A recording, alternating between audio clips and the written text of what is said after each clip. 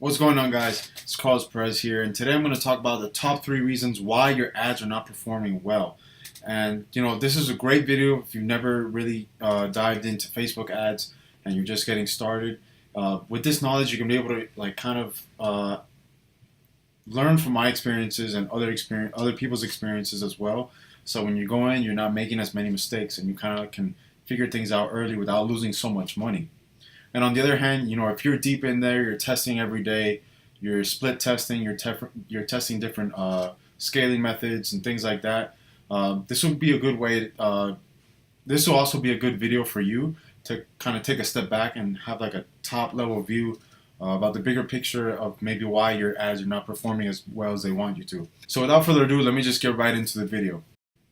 All right, guys. So we're here in my computer, and I'm going to go over today, as I said, the top 3 reasons why your ads are not performing well. And typically this is not for just one reason. It's typically a combination of different things. But there's different ways that we can isolate some variables and make sure, at least eliminate some of the different options of why it's not working. So the first thing you're gonna have is obviously the product. So the product you're testing is very important to determine whether your ads are gonna do well or not. There's a couple things that will make a product do well or not. Is the quality good?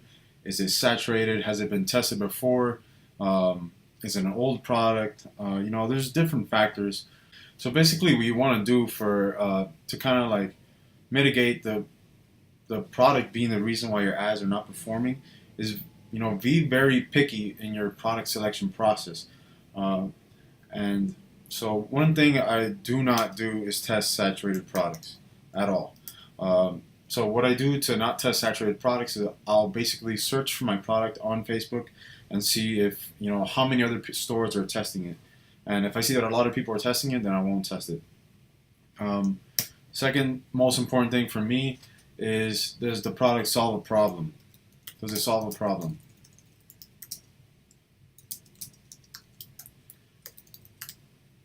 If a product can solve a problem, then it's something that people actually need and not something they just want.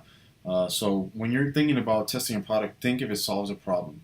And if it doesn't, then think, and if it doesn't solve a problem, you just want to make sure that the product is at least very unique, has a unique feature, it's something people have never seen before.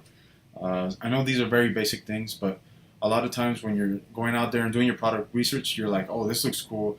You start thinking about what you might like, and you don't actually follow, your criteria. You don't stick to your criteria. So when you're going out and selecting your products, just make sure you stick to a certain criteria. Make sure it's not saturated. Plus bonus points if it solves a problem, if it's unique, if it does both of those, then you're even in an even better position. And yeah, that's definitely some things you want to stick to when you're testing products. The second thing, and it kind of goes hand in hand with the first one, is the audience is not right.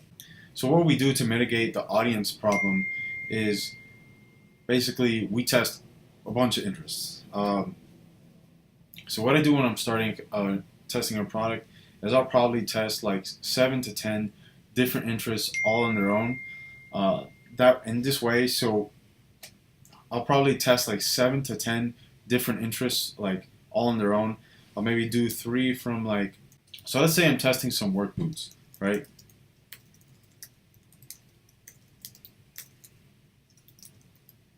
Sorry, I can't really type that well while I'm doing this. Let's say I'm testing work boots. The first thing I'm going to test, the first audiences I'm going to test is like some people who work in construction. So I'm going to find like 3 construction related interests, right? After that, I'll find 3 outdoor related interests, outdoors. And then I'll find like maybe 3 like retail stores related to that interest.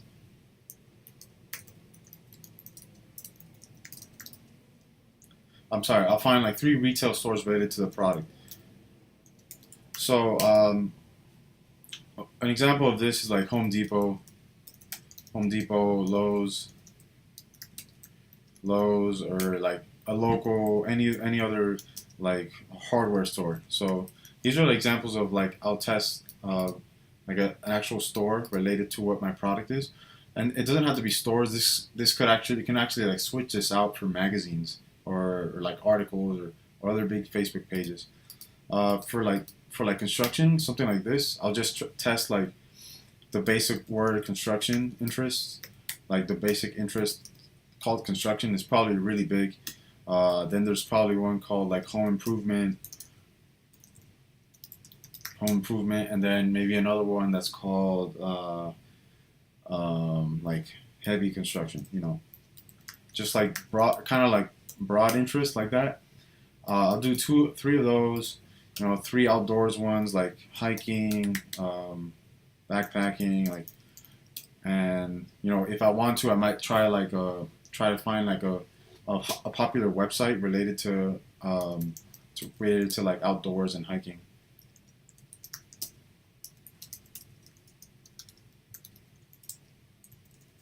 So see, like I'm trying to test different categories of audiences, so that I can see what works best. And by splitting them up into different ad sets and testing them all separately, I'm going to be able to isolate what is working or not. So we can kind of eliminate that factor, like the audience factor, from determining whether a whole like ad is not working. Um, so next is actually really important is the basically your whole what I call ad package. Your ad package, which consists of your ad video, your copywriting.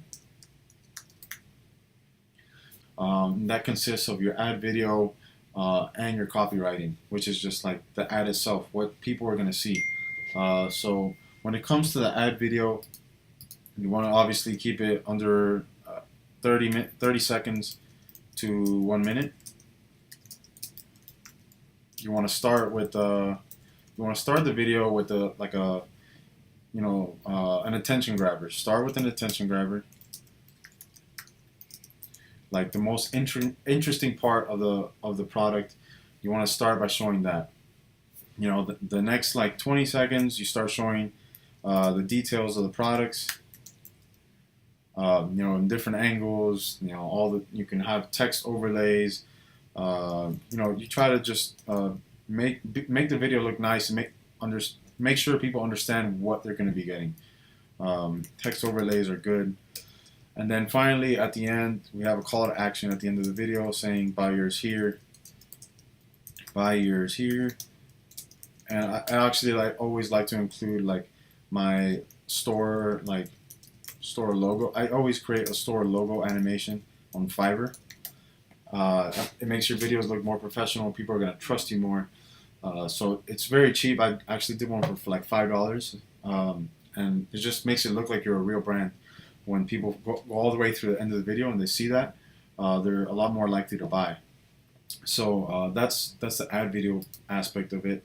When it comes to the copywriting, which is basically the text that people are going to see on the ad itself, I like to stick to simple one-liners. Like I want to have basically not have like really long sentences. I like to keep my paragraphs in my. I like to keep my ad post like one line is this, one line is this, one line is the link, one line is like an engagement bait, but not really engagement bait because Facebook is kind of like penalizing that now. So I have a way around it. I'm gonna actually pop up something on the screen right now and show you an example of how I like to do my ad copy. So you're gonna see like first line is basically grabbing the person's attention. Oh my God, look at this. Second line is basically I like to just use 3 checks. I pretty much do this for all my ads. 3 checks and highlight the 3 main features of the products on one line. The third line after that, it's going to be, you know, get yours here or whatever, 50% off here or whatever, however you want to do the call to action. Then the link. And then at the bottom, I'm gonna do kind of like an engagement bait, but I'm kind of like not doing it. But I'm gonna say, do you know someone who needs this, or do you know someone who loves this? Um, and then that's pretty much it. And then I find like this works really the best for me. So what this does, if you're actually creating your ad package in this manner, you make sure that your video is highly converting, and that your copyright is clean and simple and attractive, and then you also test all the interests separately. Then you can kind of like isolate. You can kind of like make in a sense, you make the number 2 and 3 like controls, because if you know your ad is good, you know your video creation process is good, your copywriting is good, and then you know that you're testing all these audiences separately, um, then you're going to be able to see if it doesn't work at that point. Then you're going to know it's the product, that it's not, there's no demand for it. So I like to do it like that, so that I like to make my videos good and my targeting very widespread when it comes to the audience, so I can kind of like isolate the problem down to the product, and I'm not kind of guessing. Oh, was it the audience? Was it the product? Was it the video that I made? Was it the copywriting? So yeah, these are the top 3 reasons. And to make this work successfully, you want to find a good product, unsaturated product, and match it with the best audience, and then have a very good engaging video and ad post that a lot of people like and engage with. And that's the best way to do it. And if you know this, all going into this, when you're first starting to test products, it's going to help you a lot. And if you're already in it and you're not finding success, then you can kind of like look at this and adjust and make changes where need be, and and start isolating where your problem is, and make sure that you start getting your ads performing well, and start figuring out what the issue is from the beginning. So that's it, man. I hope you found this valuable, and if you really like this, you want to see more, make sure to subscribe, and I'll catch you guys in the next video.